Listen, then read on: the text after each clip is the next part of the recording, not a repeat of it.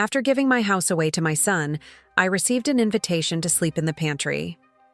"It's the only space we have for you, Mom." They had no idea about the clause I included in the deed. "I'm glad to have you here. Follow my story until the end. And comment the city you're watching from, so I can see how far my story has reached." The day I handed over my house to my son was the day I became invisible in my own life. I never thought it would come to this. At 72, with arthritis gnawing at my joints and after suffering a minor stroke last spring, I decided it was time to pass on my beautiful Victorian home to Mark and his wife Diane. The house had been my sanctuary for 43 years, where I'd raised my only child, mourned my husband's passing 15 years ago, and cultivated my modest reputation as a watercolor artist. "You'll always have a place here, Mom," Mark had promised, his eyes earnest as we sat in Mr. Peterson's office signing the papers. "We'll take care of everything." Diane had nodded beside him, her smile not quite reaching her eyes. "It'll be wonderful, having you with us, Naomi." I should have seen the warning signs then. The way she squeezed Mark's hand a little too tightly, the slight twitch at the corner of her mouth. But I wanted to believe them. I wanted to believe I was doing the right thing. What they didn't know was that I'd consulted Jonathan Wells, my old friend and attorney, before making this decision. "Naomi," he'd said, leaning across his desk, "let me add a special clause to protect you." I'd agreed without giving it much thought, relieved to have some security, but never imagining I'd need it. 2 weeks after the transfer, Mark and Diane helped me move from the master bedroom, my bedroom, to what they called my new space. I followed them down the hallway, past the guest rooms where my grandchildren sometimes stayed, down the back stairs, and into what had once been our pantry. "We've fixed it up for you," Diane said, gesturing to the small space with walls freshly painted a sterile white. A twin bed was pushed against one wall, a small dresser against another. My easel was wedged into a corner, my paint stacked in boxes beneath it. "The guest rooms are being converted for the kids," Mark explained, not meeting my eyes. "They need their own space when they visit." I stood in the doorway, my heart sinking as I took in the windowless room. The air smelled faintly of onions and cleaning products. "There's no window," I whispered. "We installed a good ventilation system," Mark said quickly, "and there's plenty of light."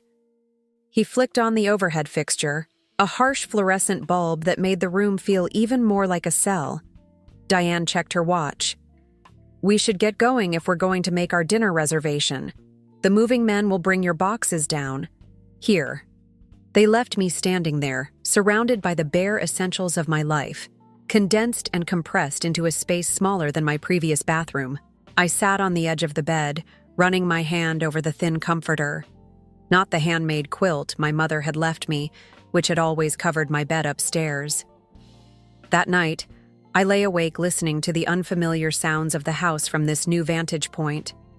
The hum of the refrigerator just outside my door, the creaking pipes overhead, the muffled laughter of Mark and Diane upstairs in what had been my bedroom. Over the next few days, I tried to adjust. I arranged my few belongings as best I could, set up my easel and attempted to paint, but the fluorescent lighting distorted the colors. When I asked about bringing down one of my lamps from the attic, Diane said they'd been donated. "We had to declutter, Naomi," she explained, her tone suggesting I should be grateful. "This house has so much potential, but it was stuck in the past."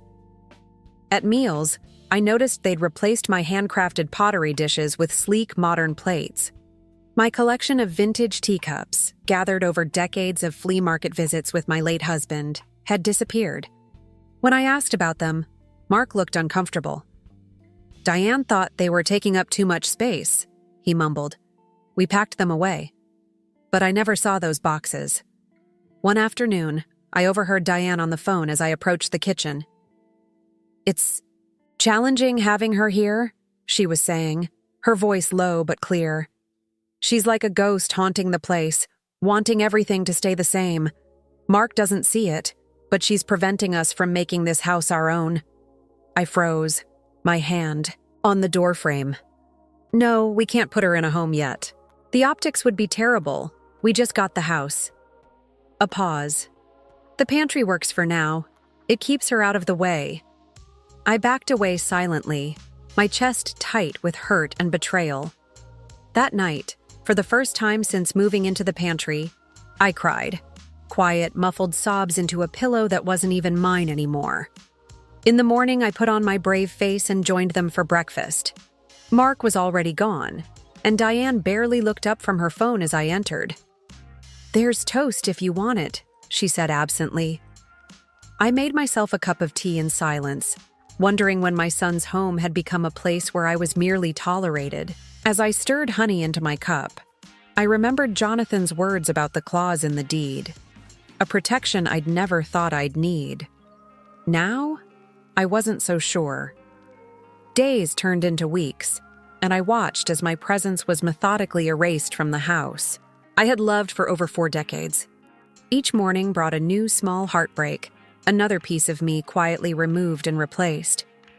My watercolor paintings, modest works that had once lined the hallway, disappeared overnight, replaced with generic prints of beaches and cityscapes that Diane had ordered online.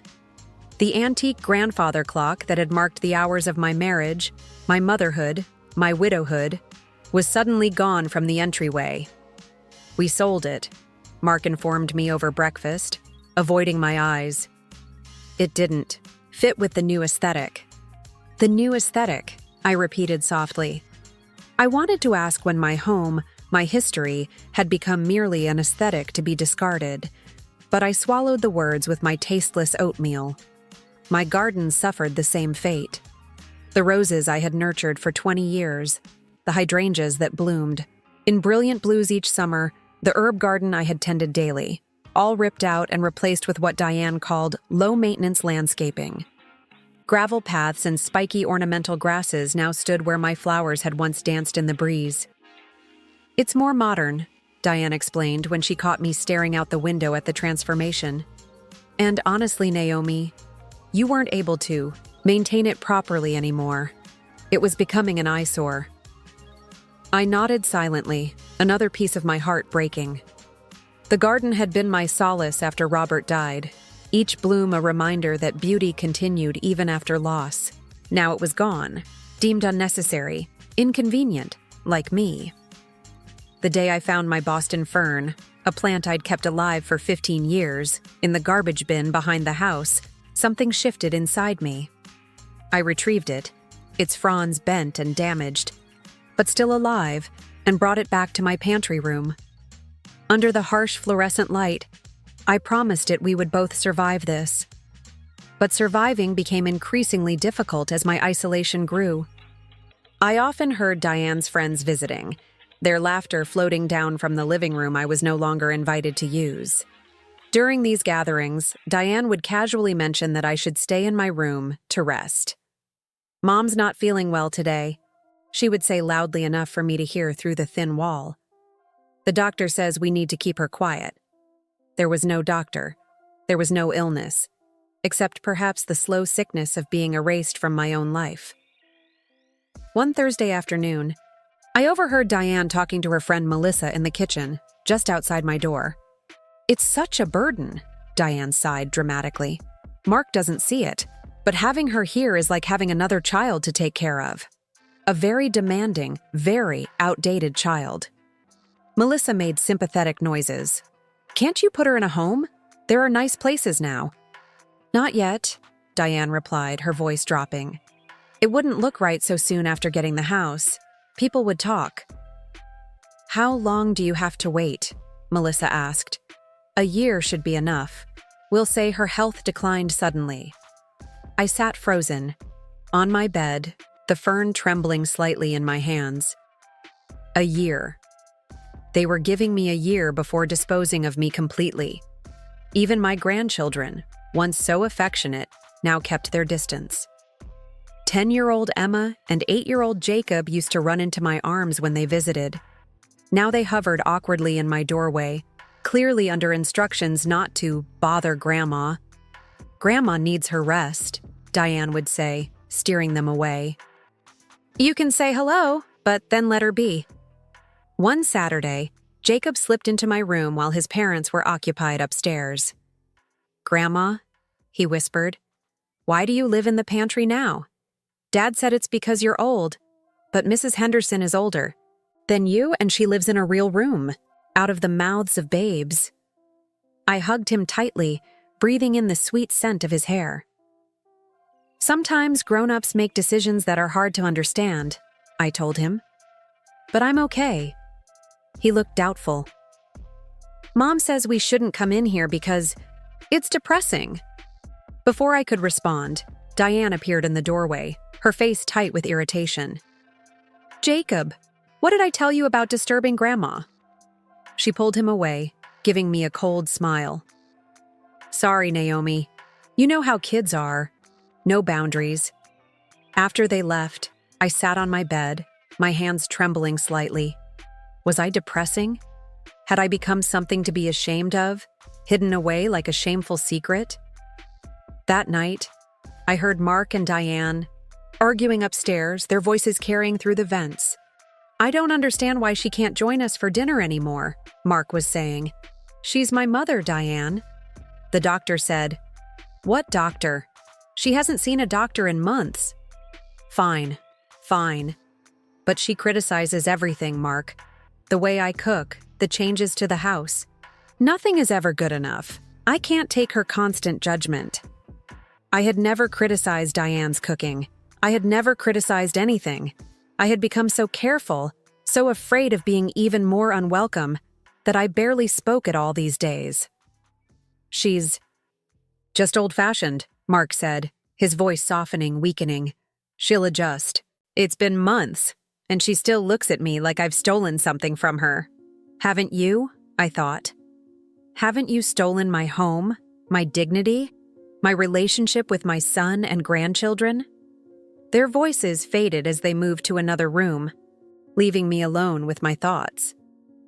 I pulled out the small photo album I'd managed to keep, one of the few possessions that hadn't mysteriously disappeared, and traced my finger over a picture of Mark as a boy, gap-toothed and smiling, his arm around my waist as we stood in front of this very house on the day we moved in. Where had that boy gone? When had he become this man who couldn't, or wouldn't, see what was happening right before his eyes?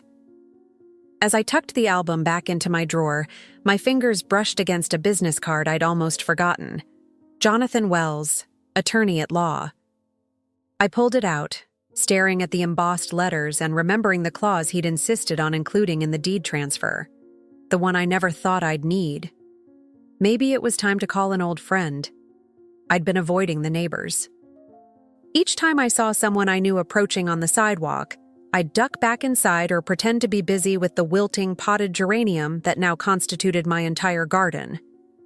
The shame of my situation, relegated to a pantry in my own home, kept me isolated. That changed on a crisp autumn morning when I ventured outside to collect the newspaper. Eleanor McPherson, my neighbor of 30 years, was pruning her rose bushes across the street. Before I could retreat, she called out, "Naomi, I haven't seen you in weeks." Eleanor was 80, 5 years older than me, with a spine as straight as a ruler and the sharp eyes of someone who misses nothing. She crossed the street with surprising speed, gardening shears still in hand. "You're thin," she declared, assessing me frankly. "And pale, like you haven't seen the sun in months." I attempted a smile. "I've been adjusting to the new arrangement." Her eyes narrowed. "New arrangement? You mean being banished to that back room while Diane redecorates your house in that ridiculous modern style that looks like a furniture showroom?" My mouth fell open. How did you? My mother visited last. Diane invited to show off the renovation. Eleanor snorted. Karen said she barely recognized the place. Said it was like you'd been here. The simple truth. Words, like you'd been erased, broke something in me. Tears welled in my eyes before I could stop them. Eleanor didn't offer platitudes or awkward comfort. She simply took my arm. Come have tea with me. My arthritis isn't acting up today, and I made scones.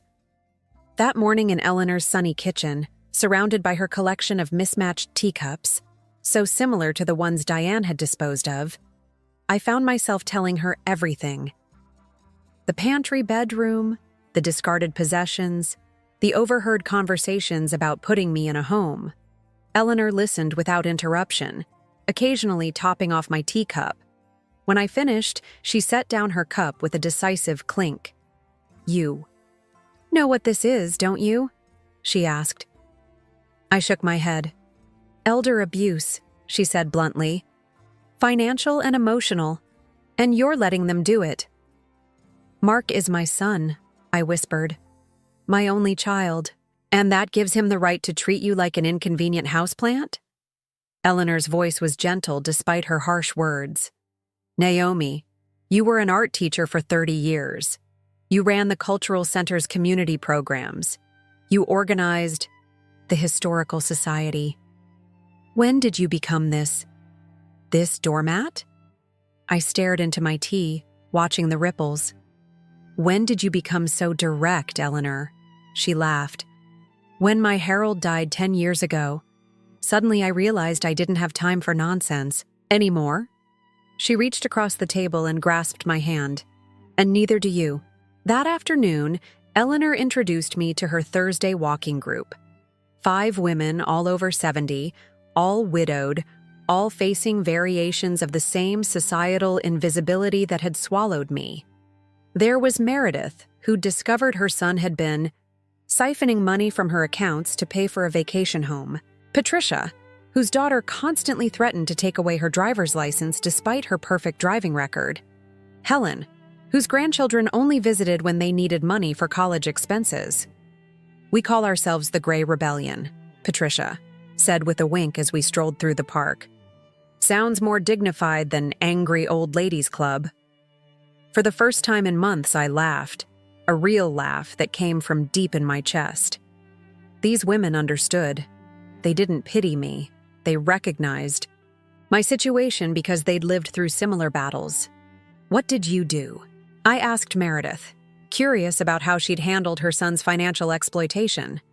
"Changed my bank, changed my will, changed my locks," she replied matter-of-factly.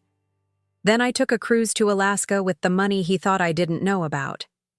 "I enrolled in law classes at the community college," Patricia added, "not to become a lawyer at 76, just to understand my rights. Knowledge is power, Naomi. Knowledge is power." The phrase echoed in my mind as we continued our walk, autumn leaves crunching beneath our sensible shoes. I thought about Jonathan's card in my drawer, about the clause he'd added to the deed transfer. I hadn't called him yet, still hesitant, to take such a definitive step against my own son. The next morning, as I returned from another walk with Eleanor, I noticed a truck parked in our driveway. Men were carrying out furniture. My furniture. The antique writing desk that had belonged to my grandmother. The armoire Robber had refinished as a 5th anniversary gift. I quickened my pace, heart pounding. Mark stood in the driveway, supervising. The loading. "What's happening?" I demanded, my voice stronger than it had been in months. Mark started, clearly surprised to see me outside the house. "Oh, Mom, I thought you were resting." "What are they doing with my furniture?" I pressed. He shifted uncomfortably. "We're updating the guest room. These pieces don't fit the new design." "Those aren't just pieces," I said, watching as the men struggled with the armoire. "That's my history. Your father made that." Mark had the grace to look ashamed, but his voice hardened. "It's not practical anymore, Mom. We need to move forward." "Forward? By erasing the past?" I gestured to the truck. "Where is it all going?" "The consignment shop on Maple Street," he admitted. "They gave us a fair price, as if my memories could be valued by strangers who saw only old wood and outdated styles." Later that evening, I slipped out and walked to the consignment shop. There in the window sat my grandmother's writing desk, price tag dangling from the drawer pull. Through the glass, I could see the armoire against the back wall, Robert's careful craftsmanship reduced to a vintage find for someone's country chic decorating scheme. As I stood there, the light fading around me, I pulled out my phone and Jonathan's card. It was time to understand exactly what that clause meant. It was time to reclaim my power. Jonathan Wells's office hadn't changed in the 15 years since I'd last visited. The same leather chairs, the same wall of law books, the same framed diplomas. Even Jonathan himself, though his hair had gone from salt and pepper to completely white, maintained the same thoughtful demeanor and patient smile. "Naomi," he said, rising to greet me. "It's been too long." I settled into the chair across from his desk, clutching my purse tightly. "I need to know about the clause, Jonathan. The one you added to the deed transfer." He nodded, pulling out a file. "I wondered when I'd be seeing you. Hoped I wouldn't, to be honest." "Things haven't gone as expected," I said. The understatement of the year. Jonathan's eyes softened with understanding. He extracted a document from the file and handed it to me. "Section 4, paragraph C," he directed. I scanned the legal jargon until I found the passage. "In the event that the grantor, Naomi Catherine Wright, is subject to neglect, mistreatment, or unsuitable living conditions while residing on the property, the grantor reserves the right to revoke the property transfer. Such revocation must be supported by documented evidence of said conditions and will result in full legal ownership reverting to the grantor." My hands trembled slightly as I looked up. "This is legally binding?" "Completely," Jonathan confirmed. "Mark signed it, though I doubt he read it thoroughly. Most people don't." He leaned forward. "Naomi, what's happening in that house?" I told him everything. The pantry bedroom, my discarded possessions, the isolation, the overheard plans. As I spoke, Jonathan took notes, occasionally asking for clarification.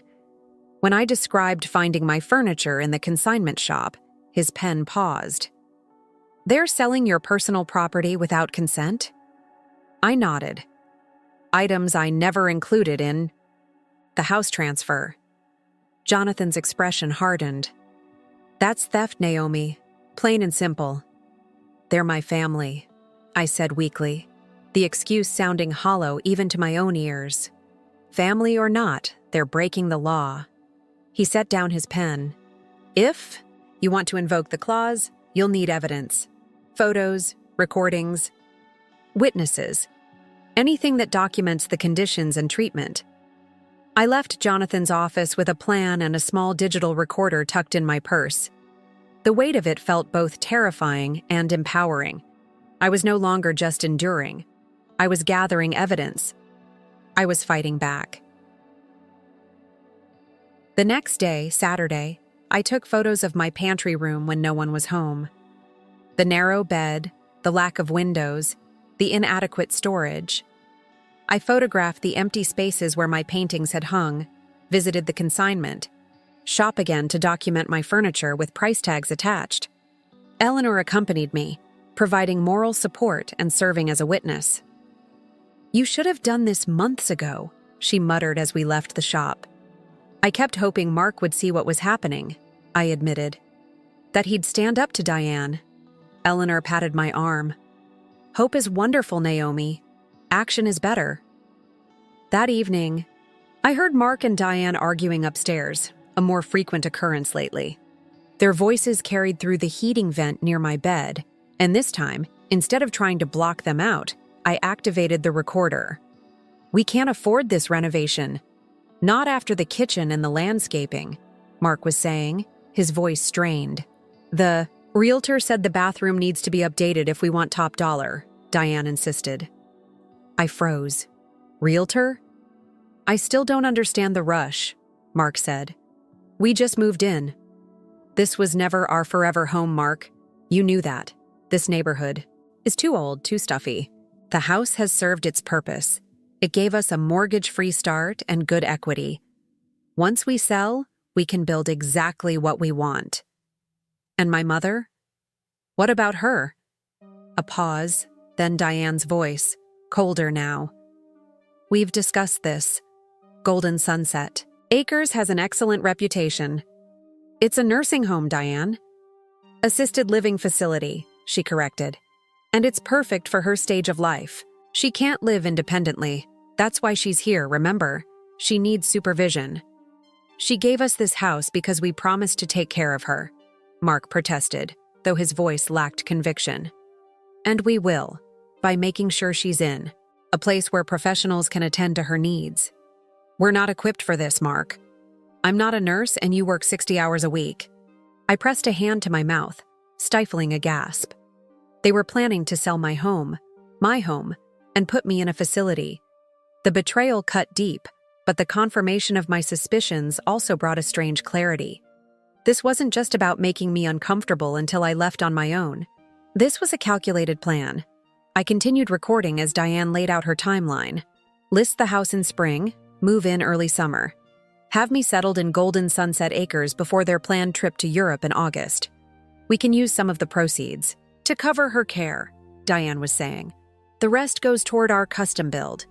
And if she refuses? Mark asked. She won't have a choice. Dr. Linden already thinks she needs more care than we can provide at home. My blood ran cold. I hadn't seen Dr. Linden in over a year. When did she say that? Last week, when I spoke with her. You spoke with my mother's doctor without her there? Mark sounded surprised, perhaps even concerned. Someone had to, Diane replied smoothly. Naomi forgets things, gets confused. Dr. Linden agreed a cognitive assessment is in order. I turned off the recorder, my hands shaking with rage and fear. Diane was laying groundwork to have me declared incompetent. The steps were so clear now: isolate me, stress me, then claim my deteriorating mental state required professional intervention. The next morning, I checked my small savings account, the one Mark didn't know about, and discovered the balance was significantly lower than it should have been. I requested the recent transactions and found several withdrawals I hadn't made, all in the past 3 months. Someone had been taking my money. Someone who had access to my personal information, who could have found my bank card in my belongings. While helping me move, I called the bank immediately to report the fraud and change my access credentials. As I hung up, I noticed an email notification on my tablet. It was from the property tax office, confirming a change of mailing address for all future correspondence. I hadn't requested any change. With growing suspicion, I checked my email trash folder and found deleted messages from my credit card company, my insurance provider, and my pension fund, all confirming address changes I hadn't authorized. The pieces clicked into place with sickening clarity. This wasn't just about pushing me out or selling the house. They were systematically taking control of my finances, my medical decisions, my entire life. I sat on my narrow bed, clutching my tablet, the evidence of their betrayal glowing on the screen. Outside my door, I could hear Diane humming as she prepared lunch, sounding perfectly content with her perfectly calculated plans. I thought of Robert, of how fiercely he would have protected me from this. I thought of Mark as a little boy, looking up at me with trusting eyes, believing I could fix anything. But Robert was gone, and that little boy had grown into a man who was failing me in every way possible. No one was coming to save me. I would have to save myself. The evening of Diane's dinner party arrived with perfect autumn weather, crisp air, clear skies, and leaves just beginning to turn gold and crimson on the maple trees lining our street. For 2 weeks, she had been planning this gathering, inviting Mark's colleagues and their spouses for what she called a sophisticated soiree to cement Mark's networking opportunities. I knew about the party only because I'd overheard her detailed instructions to the caterer while I pretended to nap in my room. By early afternoon, the house was filled with the aromas of expensive food, delivery men carrying cases of wine, and Diane's increasingly frantic directives to the staff she'd hired.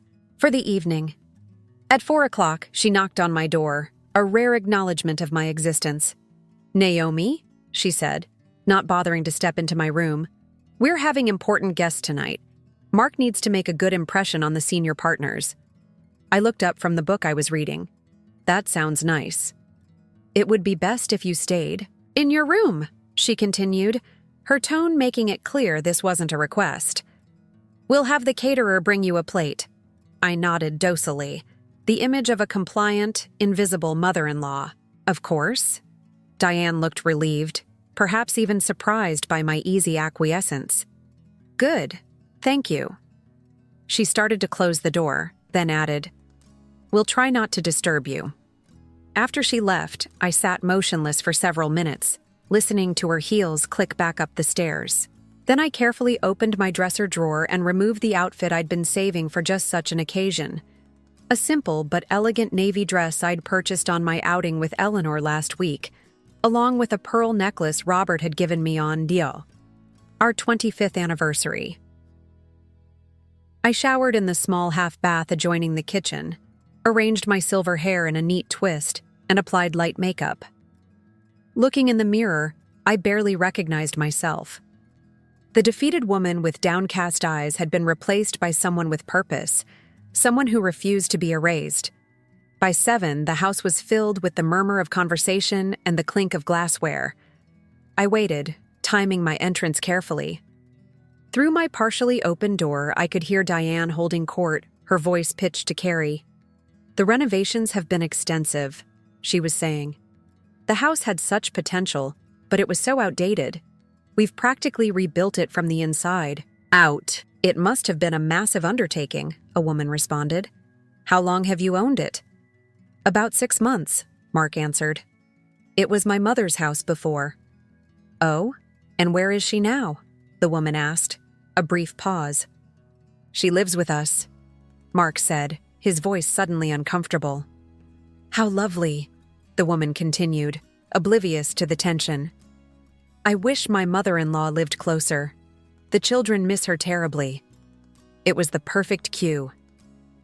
I stepped out of my room and walked calmly into the living room, where 20 well-dressed guests were gathered with cocktails. The conversation stuttered to a halt as heads turned. "Good evening," I said pleasantly, my voice steady despite the racing of my heart. Diane stood frozen by the fireplace, a glass of wine halfway to her lips. Mark blinked rapidly, his expression caught between shock and embarrassment. "Mom?" he managed. "Finally." "I thought you were resting." "I'm feeling quite well, thank you," I replied, moving further into the room. "I wouldn't miss the chance to meet your colleagues." A distinguished-looking man with silver hair stepped forward, hand extended. "You must be Mrs. Wright. I'm Richard Townsend, senior partner at the firm. Your home is absolutely beautiful." I shook his hand, smiling warmly. "Thank you, Mr. Townsend. This house has been in our family for quite some time. I raised Mark here." "Richard? Please." He gestured to the woman beside him. "My wife, Catherine." Catherine took my hand in both of hers. "It's so lovely to meet you. I was just saying how wonderful it must be for Mark and Diane to have you living with them." "It's been an adjustment," I said truthfully. "But family is family." Diane had recovered enough to approach, her smile brittle. "Naomi, I didn't realize you were joining us. Let me get you a drink." "Scotch? Neat, please," I said, naming the drink she knew I never touched. "And I'd love to hear more about how the renovations have been going. I haven't had much chance to see the changes from my room." Catherine's brow furrowed slightly. "Your room? Did you keep your master suite when Mark and Diane moved in?" Diane interjected quickly. "Mother's room is quite private. She prefers it that way." "Actually," I said, accepting a glass from a passing server, "I'm in what used to be the pantry. No windows, but the ventilation system is quite efficient." A ripple of awkward silence passed through the group. Richard cleared his throat while Catherine looked between me and Diane with barely concealed confusion. "The pantry?" she repeated. "But surely—" "It was a temporary arrangement," Diane cut in, her voice pitched higher than normal. "While we renovated the guest rooms. 6 months is quite a long temporary period," I observed mildly, taking a small sip of the scotch and managing not to grimace at the burn. Especially since the guest rooms were finished 3 months ago. Mark stepped forward, his expression pained. "Mom, maybe we should show me the renovations?" I finished for him. "I'd love that, Mark. I haven't seen the upstairs in months." Before anyone could object, I was moving toward the staircase, trailing a wake of curious guests. Mark had no choice but to follow, along with several of his colleagues and their spouses. "The master bedroom has been completely redone," I narrated as we ascended. "It used to be quite traditional. Handcrafted furniture, family quilts, paintings by local artists." "Local artists?" asked a younger woman. "How charming." "Yes, I taught art at the community college for 30 years, I explained. "My students often gifted me their work." We reached the landing, and I led the impromptu tour, down the hallway to what had once been my room. Diane had indeed transformed it into a sterile, hotel-like space with generic artwork and not a trace of the warm, personal touches that had once made it mine. "It's very contemporary," Richard's wife offered diplomatically. I nodded. "Quite a change." I moved to the closet, my closet, and opened it before Mark could stop me. "And so spacious. Much larger than the converted pantry downstairs." The awkwardness was palpable now. Diane appeared at the top of the stairs, her face flushed with anger and embarrassment. "Everyone, dinner is being served," she announced, her voice tight. "Shall we?" The guests filed back downstairs, murmuring among themselves. I caught fragments of their whispered conversations. "Can't believe. The pantry, of all places. If my son ever treated me that way." As I passed Diane, she gripped my arm, her nails digging into my skin. "What do you think you're doing?" she hissed. I met her gaze calmly. "Introducing myself to my son's colleagues. Is that a problem?" "You're embarrassing, Mark," she whispered, furiously. "And yourself." I gently but firmly removed her hand from my arm. "No, Diane. For the first time in months, I'm not embarrassed at all." Throughout dinner, I was the model of grace and charm. I shared stories of Mark's childhood that made his colleagues laugh. I complimented the food. I asked thoughtful questions about their work and families. In short, I was everything Diane had tried to present herself as, the perfect hostess in a perfect home. By the time dessert was served, the dynamic had shifted completely. The guests directed their conversations toward me, genuinely interested in my experiences and opinions. Mark's expression had transformed from mortification to something approaching shame. And Diane seethed silently at the head of the table, watching as her carefully orchestrated evening crumbled around her. As the party wound down and guests began to leave, Catherine Townsend took my hands in hers. "Naomi, it's been a pleasure. Richard and I would love to have you over for lunch sometime." "I'd like that very much," I replied sincerely. After the door closed behind the last guest, the facade shattered. Diane whirled on me, her composure completely gone. "How dare you?" she spat. "You've ruined everything." I stood my ground, no longer the meek, compliant woman I'd been pretending to be. "What exactly have I ruined, Diane? Your image? Your plans to ship me off to Golden Sunset Acres while you sell my house?" Her face went pale. "What are you talking about?" "I know everything," I said quietly. "The planned sale, the nursing home, the unauthorized access to my accounts, all of it." Mark stepped between us, his expression stricken. "Mom, that's not—" "Don't lie to me," I cut him off. "Not anymore. I have recordings, Mark, and bank statements, and witnesses." The silence that followed was absolute. In that moment, facing my son and the woman who had tried to erase me, I felt stronger than I had in years. Whatever happened next, I was no longer invisible. I was no longer powerless. I was Naomi Wright, and I was taking back my life. The days following the dinner party unfolded in a blur of confrontations and revelations.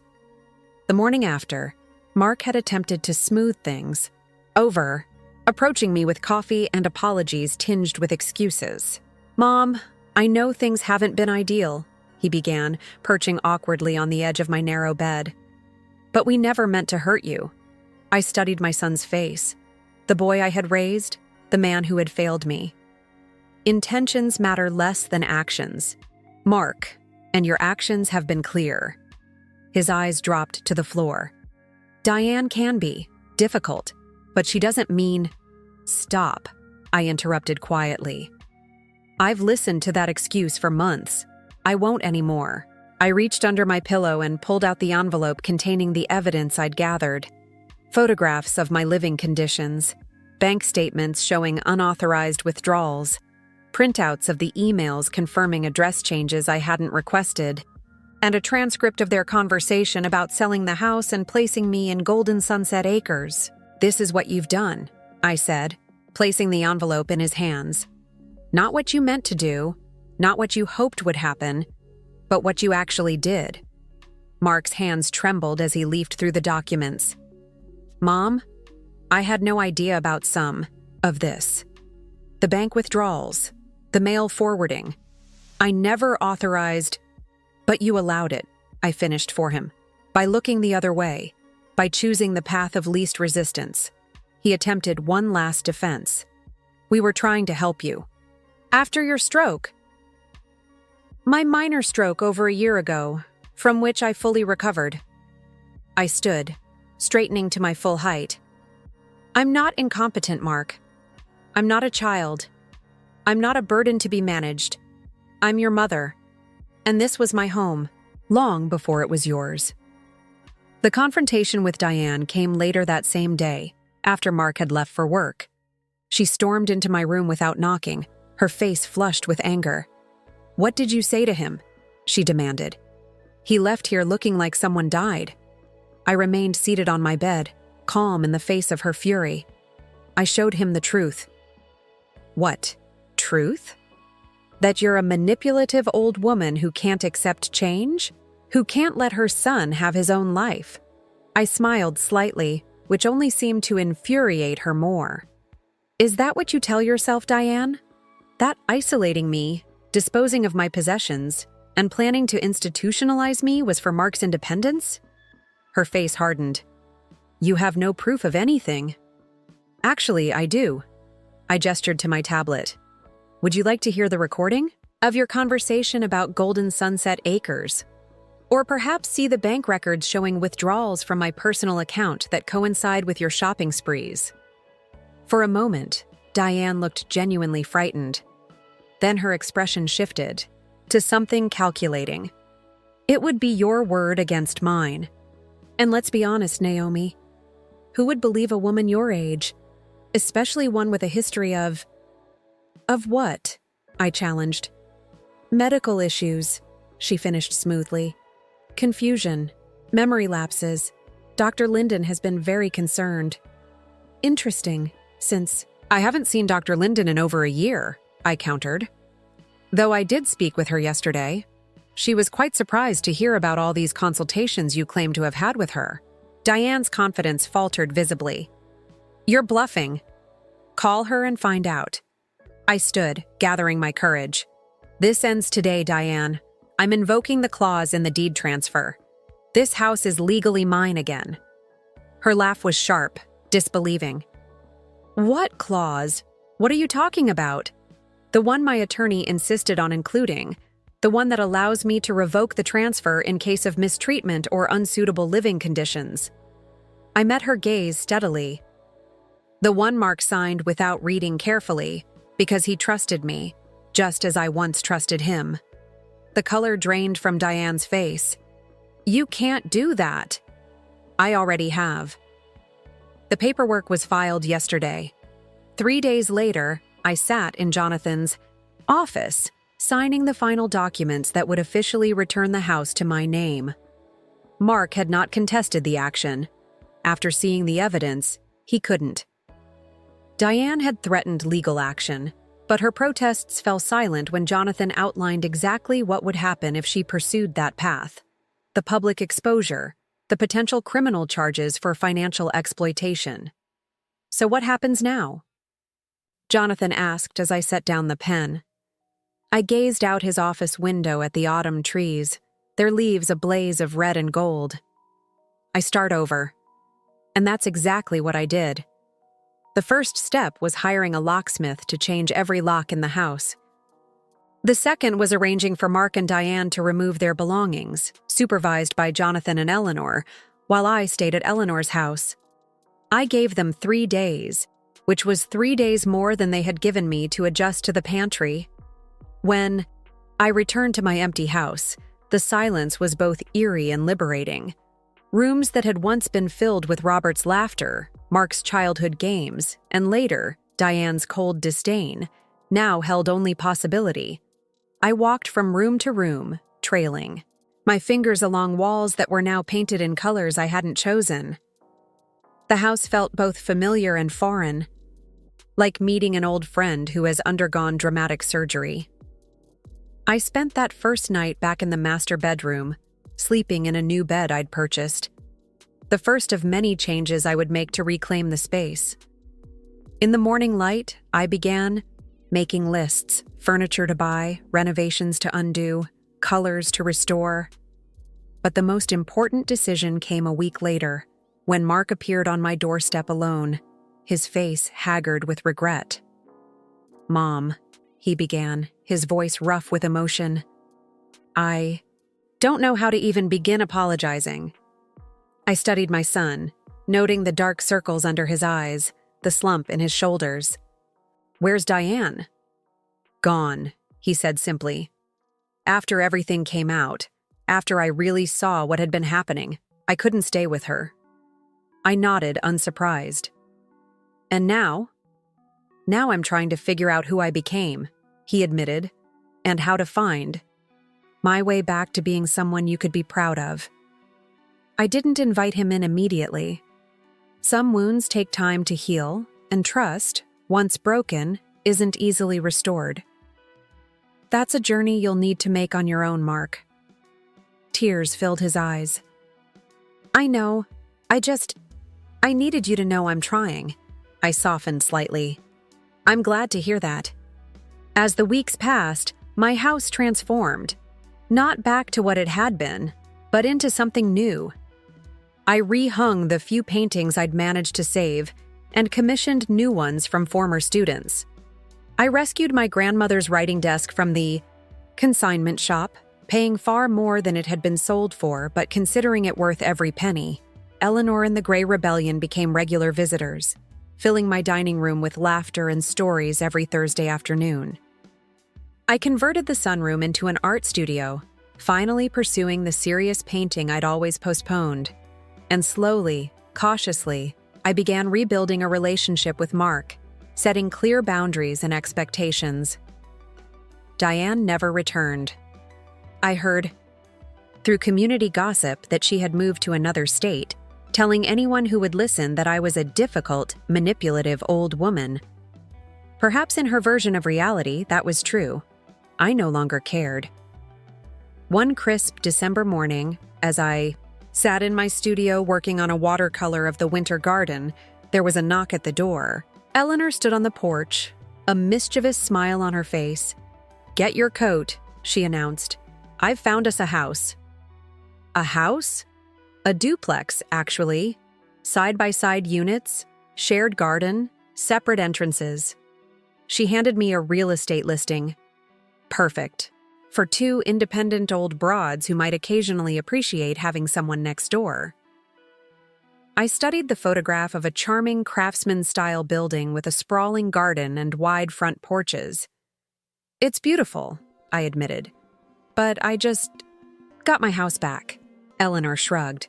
"And now you can sell it on your terms, for your benefit. Use the money to travel, to create art, to live your life without shadows." I looked around at the house I had fought so hard to reclaim.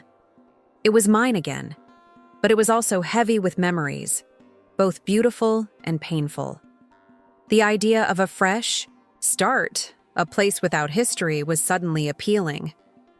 What would I do with all this space anyway? I mused. Exactly, Eleanor nodded approvingly. So, are you coming to see it or not? I reached for my coat. Let me get my purse. 3 months later, I signed the papers selling my family home to a young couple with 2 small children.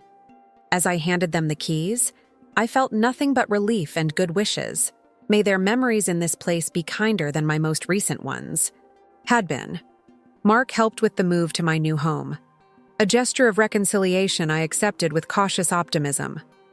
Our relationship was different now, more balanced.